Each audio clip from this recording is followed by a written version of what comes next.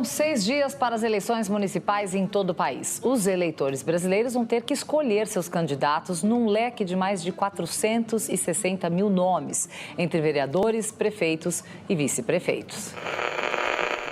Agora a gente vai ver quais os partidos comandam o maior número de capitais a partir do ano que vem. Mostramos ali, dividido por partidos. MDB e PSD dividem a liderança com 5 capitais cada.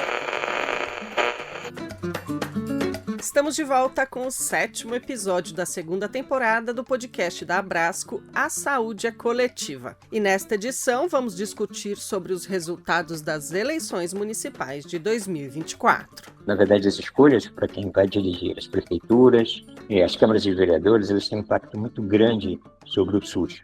Este é o Rômulo Paes, presidente da Abrasco, e o nosso convidado especial de hoje. Nós voltamos para um conhecimento antigo das eleições municipais, é que elas têm uma certa autonomia em relação ao debate nacional, mesmo nos grandes municípios.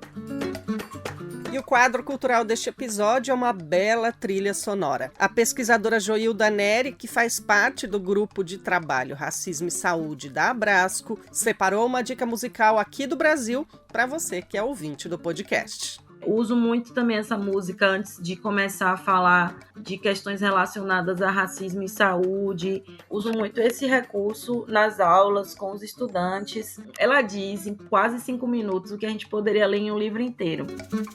Eu sou Beatriz Pasqualino e você me encontra aqui em segundas-feiras alternadas, que é quando a gente publica novos episódios. Se você não segue ainda o nosso canal nos tocadores de áudio, clica no sininho para não perder nenhuma novidade. E agora vamos à entrevista especial de hoje. A saúde é coletiva. Podcast da Abrasco, produção Rádio Tertúlia. Hoje recebemos o presidente da Abrasco, Rômulo Paes, que já participou do nosso podcast lá na primeira temporada, no quadro cultural. Oi, Rômulo, tudo bem? Bem-vindo novamente ao A Saúde é Coletiva. Oi, Bia, que bom estar de volta e eu cumprimento também todo mundo que está ouvindo este programa. Bom, o Rômulo é médico epidemiologista, pesquisador da Fiocruz Minas e trabalha sobretudo com políticas de saúde e de proteção social. Ele estuda desigualdade em saúde, políticas de combate à pobreza e políticas de inclusão em saúde. Bom, Rômulo, hoje o nosso assunto é eleições municipais de 2024.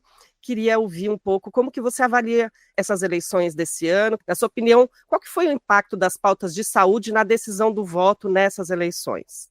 Bom, deixa eu começar falando um pouco dos resultados gerais das eleições. A primeira coisa que, esse primeiro momento onde nós temos encerrado o ciclo eleitoral, se começa a avaliar, é uma certa convergência no entendimento de que os partidos de direita e de centro obtiveram um número muito grande de prefeituras no Brasil, embora essa fosse uma tendência já dada. E ela não começou agora, desde 2012 nós temos observado o crescimento e uma certa substituição, inclusive, também da liderança de alguns desses partidos, mais notadamente o caso do PSD, que ocupa hoje a condição de o partido que dispõe do maior número de prefeituras no Brasil.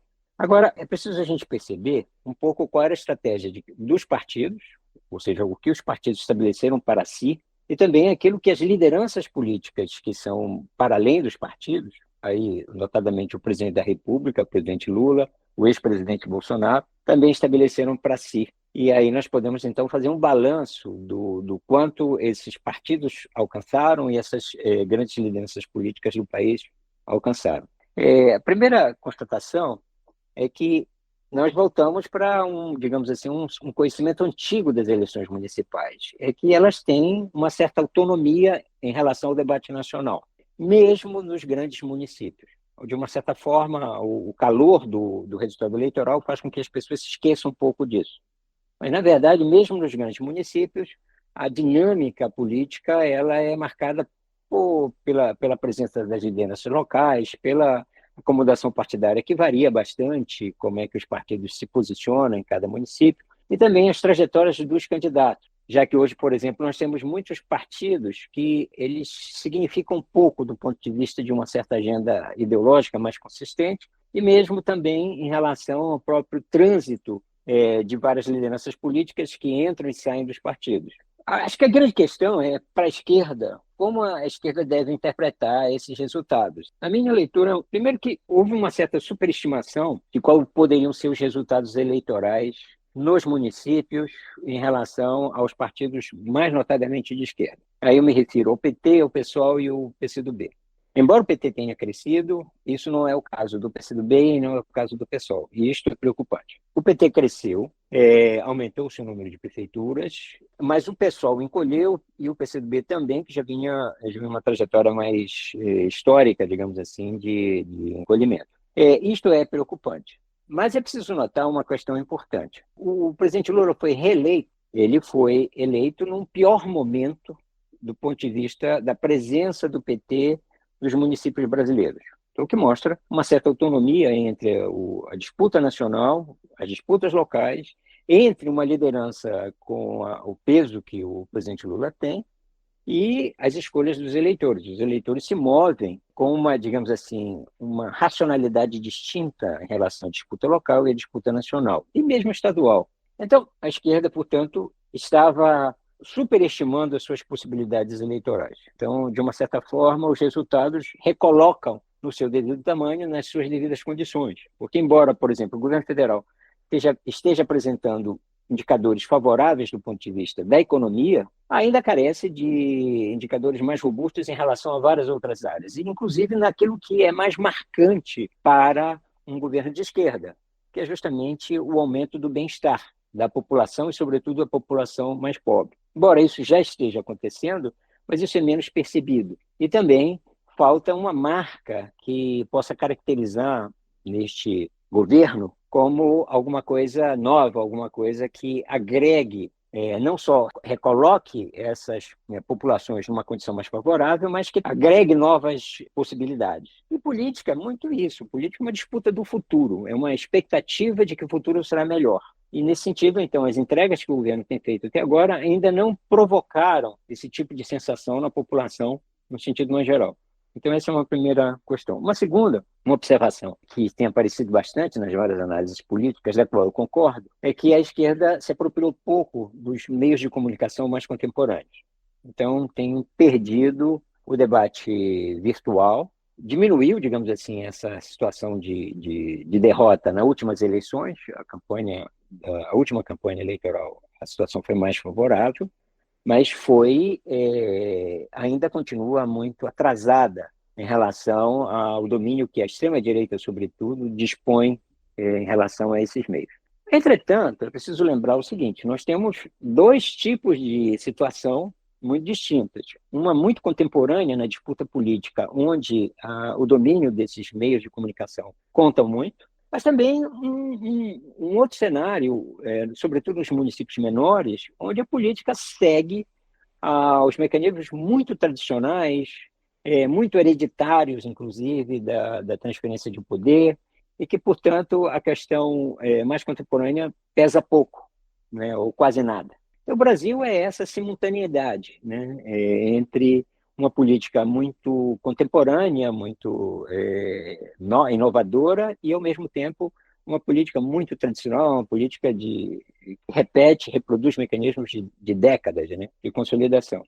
E aí as coisas funcionam de uma forma muito diferente, onde, na verdade, se tem os arranjos políticos seguem lógicas muito próprias e até mesmo ancestrais. Então, meu ponto é o seguinte: nós temos, portanto, uma esquerda que precisa ampliar seu domínio desses mecanismos de comunicação e ser mais eficaz em relação a isso, sobretudo para buscar os mais jovens, mas, ao mesmo tempo, precisa se enraizar também nos municípios menores.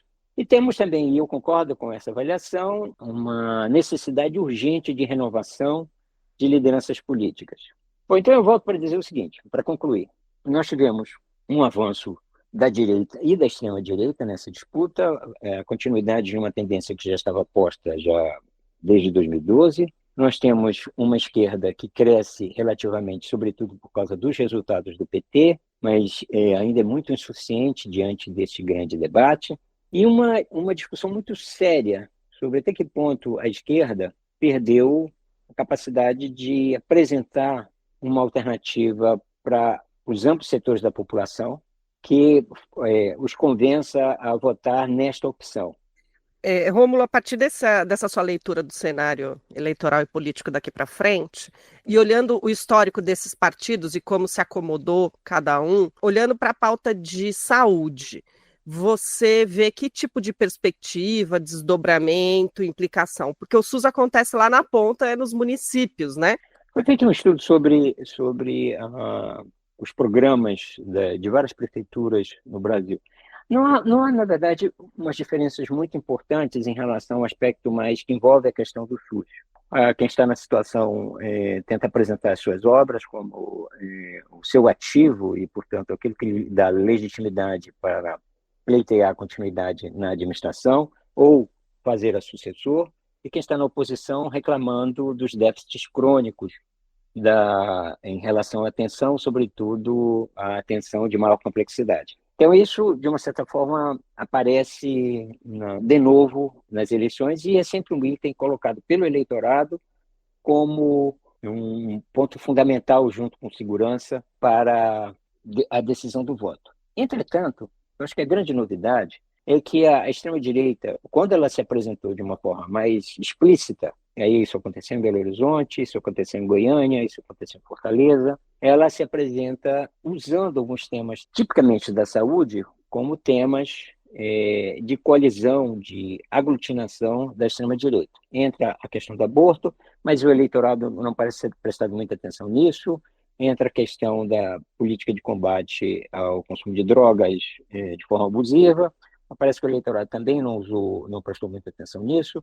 Então, na verdade, embora eles tragam esses temas, que são temas que aparecem com muita força no Congresso, por exemplo, no próprio debate nas eleições presidenciais, os municípios, aí vale, digamos assim, a agenda que cada município estabelece para si. Municípios grandes tratam muito da questão de segurança, ele apareceu com muita força. Nos municípios pequenos, aparece a questão do déficit, e aí aparece o déficit na saúde, mas muito vinculado à condição de quem está na disputa, se é a situação ou se é a oposição.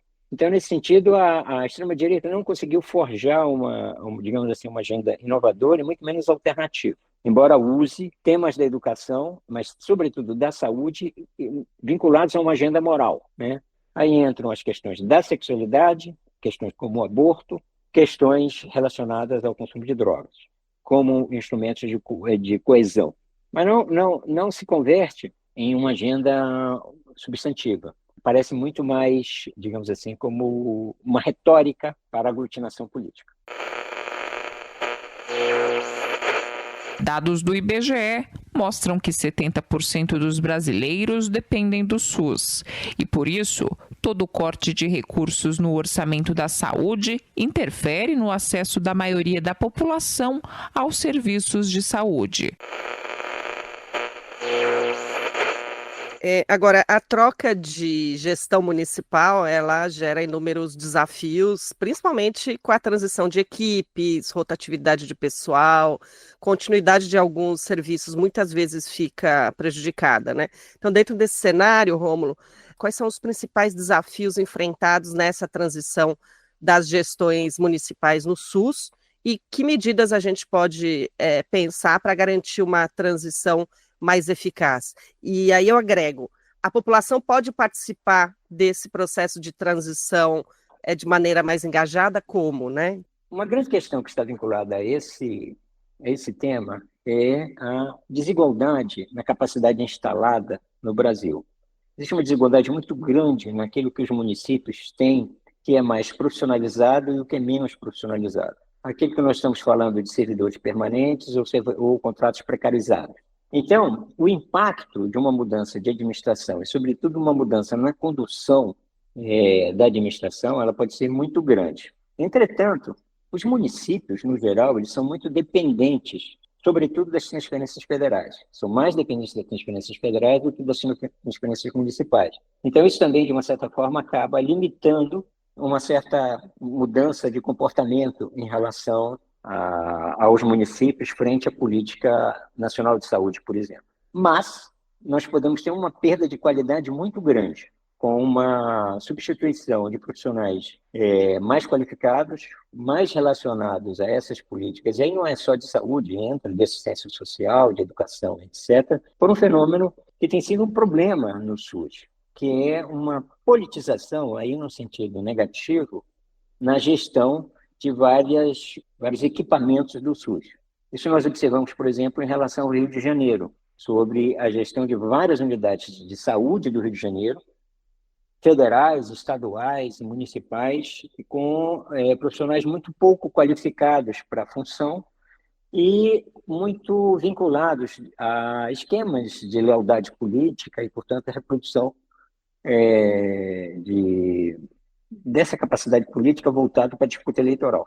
Isso pode ser muito, muito prejudicial para a gestão do SUS em vários municípios. Os municípios onde nós temos uma gestão mais profissionalizada, isso conta menos, porque os municípios têm mais dificuldades, por exemplo, em fazer alterações em relação a isso. Mas mesmo, por exemplo, o governo do Estado do Rio de Janeiro, nós vimos uma situação agora muito curiosa envolvendo a FAPERJ, onde houve a iniciativa do governador do Estado em substituir um profissional muito qualificado, que dirigia a FAPERJ no Rio de Janeiro, por uma liderança indicada pelo PL de alguém que sequer tinha curso superior. Então, isso foi uma coisa que chocou a comunidade acadêmica do Rio de Janeiro, implicou em várias mobilizações que acabaram havendo uma reversão dessa escolha, e aí escolher uma outra profissional mais qualificada do que a primeira opção aqui que estava colocada. Estou dando esse exemplo apenas para mostrar como é que essas coisas podem acontecer num município do tamanho do Rio de Janeiro, de um governo do Estado que é gigantesco, e diferente aos municípios menores. Então, o grande risco é justamente essa vinculação excessiva que nós podemos ter com lideranças políticas não qualificadas para a gestão pública, assumindo cargos de direção. Isso é um grande risco. Isso pode acontecer, e isso acontece até com muita frequência em vários lugares. E aí, dentro desse cenário, queria voltar sobre o tema de o que é possível a população fazer, né? As eleições acabaram, o trabalho desses novos gestores ainda não começou, mas do ponto de vista da sociedade, né, do controle social do SUS, como você avalia as condições políticas reais de participação social na gestão, controle e fiscalização do SUS? Você acha que a sociedade deve estar mais atenta para quais aspectos mais sensíveis ou urgentes do SUS nesse controle social? Existem mecanismos de controle diversos, da qual é possível diminuir esses riscos. O primeiro deles, que é muito potente, é a Câmara dos Vereadores. Então, é importante a eleição de vereadoras, vereadores comprometidos com a política pública. Então, esta é a primeira, digamos assim, a primeira salvaguarda que se pode ter em relação a isso. O segundo é a presença dos órgãos de controle, e aí isso vai valer principalmente nos municípios maiores, já que os municípios menores eventualmente participam de auditorias, etc., mas isso ocorre sob mecanismos de sorteio, e, portanto, muitos podem nunca ter tido uma avaliação em loco. Os conselhos sociais, a forma com que a comunidade pode participar mais efetivamente, isso vai variar, inclusive, da própria dinâmica de cada município. Alguns são muito organizados, são representativos, são muito ativos e têm uma participação muito intensa na gestão do SUS. Mas isso costuma coincidir quando nós temos também estruturas mais profissionais.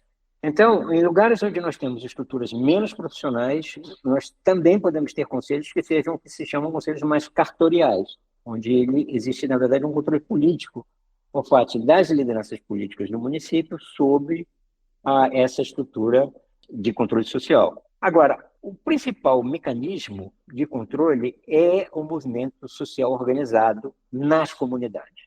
O Brasil havia parado de prestar atenção nesses movimentos, por razões diversas. Um pouco porque se avaliou que, de uma certa forma, esses movimentos haviam perdido lugar no mundo contemporâneo e que haviam se fragmentado demais. Até que chegou a pandemia e mostrou que esses movimentos eram fortes, esses movimentos eram abrangentes e eles tinham tanta capacidade, conseguindo se reinventar durante a pandemia, e, em muitos casos, substituir, inclusive, a ação do Estado, já que o Estado foi muito omisso no enfrentamento da pandemia, sobretudo no primeiro ano. Então, existe, portanto, um movimento social vigoroso no Brasil, na periferia, um movimento nas favelas, um movimento nas baixadas, um movimento em vários lugares. E esse movimento costuma ser também um movimento impulsionador para que haja melhoria da oferta do serviço público junto às comunidades mais vulnerabilizadas. Então, na verdade, nada como a organização social de base para confrontar o Estado nas suas mazelas. Então, este é, na verdade, o principal instrumento que as comunidades têm, que as populações têm, para enfrentar eventuais erros de condução na gestão pública. Uma última pergunta, Rômulo. A Abrasco sempre enfatiza que a saúde está interligada a várias outras áreas, né? Então, eliminação de desigualdades, saneamento, meio ambiente, segurança pública. Bom, quando você olha para esse resultado das eleições, tem algum tema que te acende mais uma preocupação diante desse resultado eleitoral? Tem alguma coisa que você fala, aqui a gente tem melhores perspectivas dessas outras áreas? O que você diria? Olha, eu olho com preocupação em relação às narrativas políticas para a solução dos grandes problemas do Brasil. E eu acho que elas ficaram cada vez piores. Isso é uma coisa muito preocupante. Por exemplo, se nós olharmos o tema da segurança pública, aparece novamente, inclusive, um número muito grande de vereadores eleitos oriundos das áreas de segurança, mas também como prefeitos, vice-prefeitos, vice-prefeitas, como candidatos, e apareceram. E a grande promessa deles era aumentar as guardas municipais onde elas existem, ou criar guardas municipais onde elas possam existir, municípios com maior arrecadação. Isso é muito preocupante porque é sabido que as guardas municipais não têm impacto sobre a situação de segurança, dado a complexidade que elas têm se tornado, com a presença não só do crime organizado crescente, mas também das milícias, que passaram a ser uma nova forma de crime organizado, que não está presente só no Rio de Janeiro, embora no Rio de Janeiro já esteja presente há mais tempo, mas agora começa a ter uma presença forte no Pará e em outros lugares. Então, essa reiteração desse discurso, que é sabidamente ineficaz, ou que perseguem uma solução ineficaz como uma solução de um problema muito complexo, é muito preocupante. Uma segunda questão é a presença de candidatos muito jovens, mas com uma dicção e uma narrativa muito pouco comprometida com questões práticas da política pública, como se isso não fosse relevante. Tiveram votações expressivas em São Paulo e acontecendo em outros lugares. Então, é como se o eleitorado tivesse um tanto enfadado em discutir temas objetivos, e aí esses políticos muito jovens não têm sequer a pretensão de tentar apresentar uma narrativa organizada. É um pouco essa lógica, vamos quebrar tudo, já que nada funciona, né? Então vamos escolher alguém que não esteja comprometido com nada disso. Isso é uma certa repetição que levou, inclusive, ao sucesso eleitoral do Bolsonaro na eleição que foi eleito. Então, isso eu acho muito preocupante. É como se esse ciclo da antipolítica não tivesse se esgotado. O ciclo da anti-institucionalidade não tivesse se esgotado. Ainda estivesse forte e agora renovado com algumas lideranças muito jovens, mas com capacidade de atração eleitoral muito grande. Então, é surpreendente porque essa direita trouxe para a vida política, essa extrema-direita, pessoas que não tinham militância nenhuma. E eles não são apenas os tios e as tias do Zap. Há uma militância real, efetiva, que vai às ruas, que vai disputar voto, e que, de uma certa forma, essas eleições também mostraram que estão em busca de uma liderança que não necessariamente é o Bolsonaro. Ela vai estar colocada. Então, significa que nós temos uma direita resiliente no Brasil, uma extrema-direita resiliente, e que a esquerda precisa fazer uma boa análise do que aconteceu nessas eleições e, combinado com as iniciativas do governo federal, que são a grande vitrine, digamos assim, das realizações políticas de um governo de esquerda, possa, digamos assim, rever as suas estratégias para ter um melhor resultado já na próxima disputa. Bom, Rômulo, nosso tempo acabou. Eu entrevistei aqui Rômulo Paes, presidente da Abrasco. Queria agradecer a sua participação no podcast A Saúde é Coletiva e agora microfone aberto para sua despedida aos nossos ouvintes. A Abrasco está atenta a esses resultados, percebe que, na verdade, as escolhas para quem vai dirigir as prefeituras, as câmaras de vereadores, elas têm um impacto muito grande sobre o SUS. De uma certa forma, as políticas municipais elas acabam funcionando como referência para as futuras políticas no plano estadual ou no plano federal. Então, portanto, é muito importante que os municípios, que é onde se realiza, na verdade, a gestão pública, sejam criativos, sejam competentes e consigam responder a nível local os seus grandes desafios em termos de saúde pública. Portanto, nós desejamos aos recém-eleitos e recém-eleitas muita sorte e que busquem fazer o melhor para o SUS, busquem fazer o melhor para as suas populações, para as suas comunidades, e sejam principalmente atentos às populações mais vulnerabilizadas, aquelas que experimentam aquilo que nós chamamos de desigualdade em saúde, que são esses níveis de desigualdade que se apresentam tanto em relação às doenças, como também ao acesso aos bens e serviços de saúde. Boa sorte a todas, boa sorte a todos. E você que está ouvindo o podcast, também fica uma dica que a gente deixou no link deste episódio, o canal da Abrasco no YouTube, onde você pode assistir a Ágora Resultados Eleitorais de 2024 e o contexto político nacional, o retrato da hora e as perspectivas de futuro. E ali você também pode continuar esse debate, essa análise das eleições. Obrigada, Rômulo. Obrigado, Bia.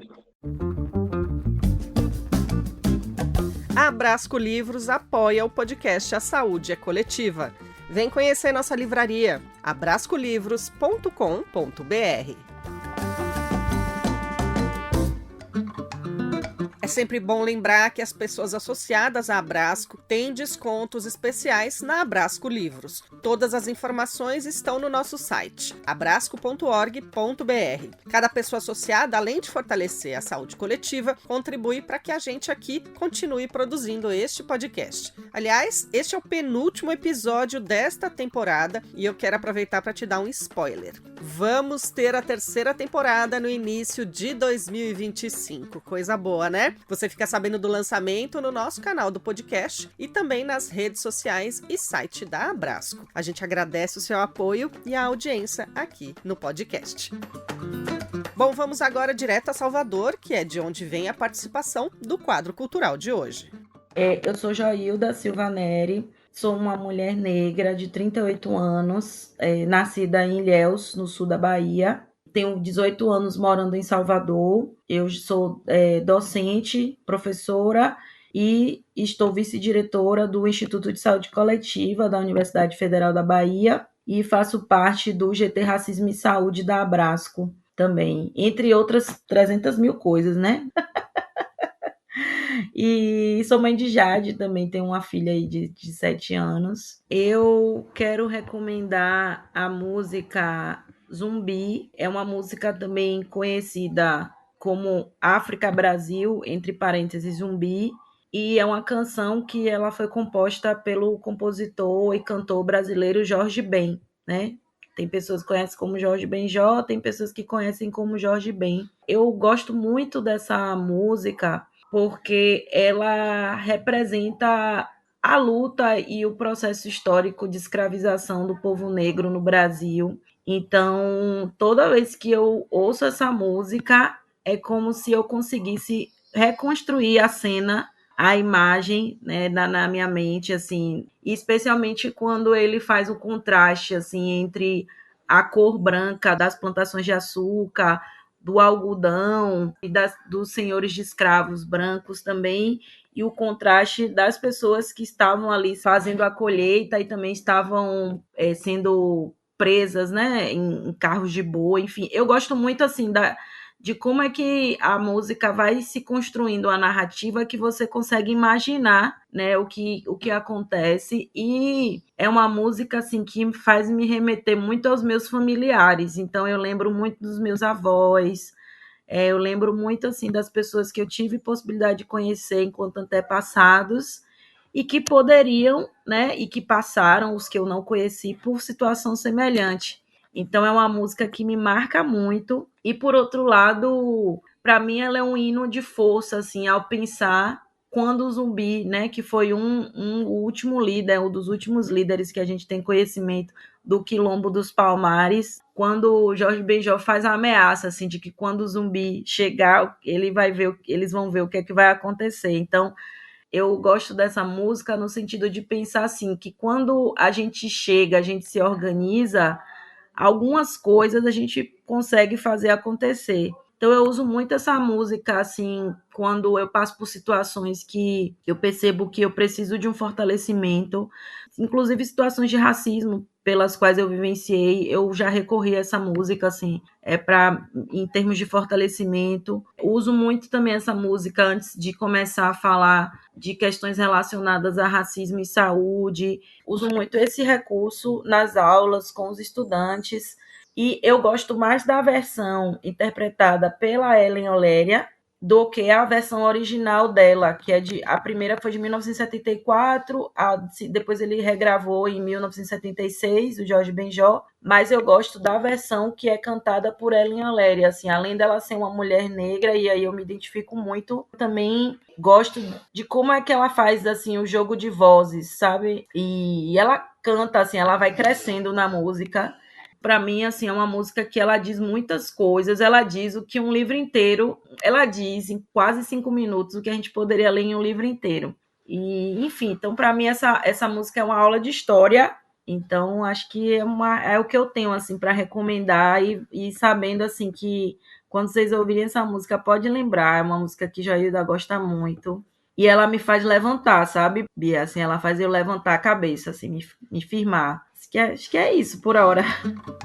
Bom, eu sou suspeita para falar do Jorge Benjor e adorei a dica da Joilda, até porque eu já gostava também da Ellen Oléria. Ela é de Brasília, tem mais de 20 anos de carreira, mas ficou famosa mesmo em todo o país depois de vencer a primeira temporada do reality show The Voice Brasil. Você lembra?